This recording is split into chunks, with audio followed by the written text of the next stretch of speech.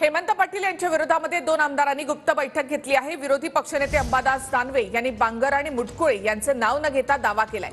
हेमंत पाटलांच्या उमेदवारी विरोधात शिंदे गटातच वाद असल्याचं अंबादास दानवे यांनी म्हटलंय। हिंगोली लोकसभे महायुतीमध्ये अजूनही कुरबुर सुरू आहे। जागासाठी त्यांना उमेदवारी घोषित केल्यानंतर परत एकदा रात्री वर्षावरती बैठक पार पडली। दोन्ही विरोधातले आमदार जे काही त्यांचे भांडण होत होते त्यांनी काल गुप्त बैठक घेतली वाशिममध्ये। कसं बघताय या सगळ्या गोष्टीकडे? मला तर असं वाटतं तुम्ही गुप्त बैठक घेतली सांगता, पण याच लोकांनी एकमेकाच्या विरोधात 15 दिवसापूर्वी आंदोलन केलं होतं अशी पण बातमी। कलेक्टर ऑफिसमध्ये याच लोकांनी आंदोलन केलं होतं कलेक्टरांकडे, काय वाळूच्या गाड्या वगैरे वगैरे विषय एकमेकाचे। आणि आता नवीन बातमी सकाळपासून सगळे या जिल्ह्यात सांगतात की हे 2 आमदार यांनी जे उमेदवार जाहीर केले यांच्या विरोधात कुठेतरी गुप्त बैठक घेतल्याची आमच्या कानावर आलेली आहे।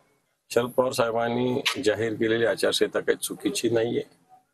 शासकीय कार्यक्रमाच्या माध्यमातून प्रचार होतोय, सगळी शासकीय यंत्रणा वापरली जाते आणि म्हणून याच्याविषयी तक्रार केली सत्य। निवडणूक आयोगाने निष्पक्षपाती पाहणं जर असेल तर त्यांनी योग्य निर्णय घ्यावे। कॅमेरामॅन ज्ञानेश्वर वानखेडेसह मी रमेश चेंडके, TV9 मराठी।